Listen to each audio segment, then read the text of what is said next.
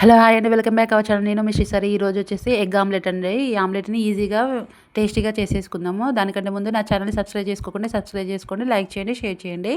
ఇక లేట్ చేయకుండా వీడియోలోకి వెళ్ళిపోదామండి. ఇక్కడ 2 ఎగ్స్ తీసుకొని వీటిని పగలగొట్టుకొని ఈ విధంగా గ్లాసులో కానీ బౌల్లో కానీ వేసుకోవాలండి. నెక్స్ట్ సన్నగా కట్ చేసుకొని పెట్టుకున్నటువంటి ఉల్లిపాయ ముక్కలు కూడా వేసుకోవాలండి. ఈ ఉల్లిపాయ ముక్కలే ఆమ్లెట్కి చాలా టేస్ట్ అనేది ఇస్తుంది.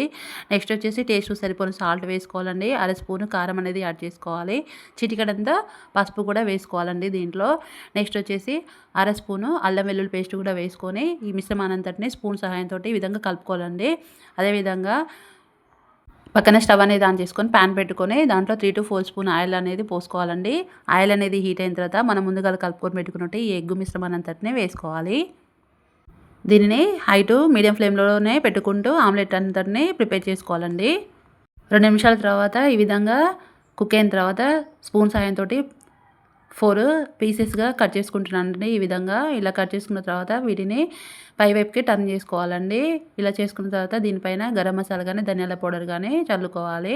ఇలా 2 నిమిషాల తర్వాత స్టవ్ అనేది ఆఫ్ చేసుకోవాలండి. చేసుకున్న తర్వాత మళ్ళీ కింది వైపు కూడా ఇలా టర్న్ చేసుకొని మళ్ళీ దానిపైన గరం మసాలా కానీ ధనియాల పౌడర్ చల్లుకోవాలండి. అంతే అండి, టేస్ట్ అయినటువంటి ఆమ్లెట్ రెడీ అయిపోయింది. ఇది పప్పు ఇంకా చేసుకున్నప్పుడు సైడ్ డిషెస్గా చాలా బాగుంటుందండి. అదేవిధంగా నా ఛానల్ని సబ్స్క్రైబ్ చేసుకోండి.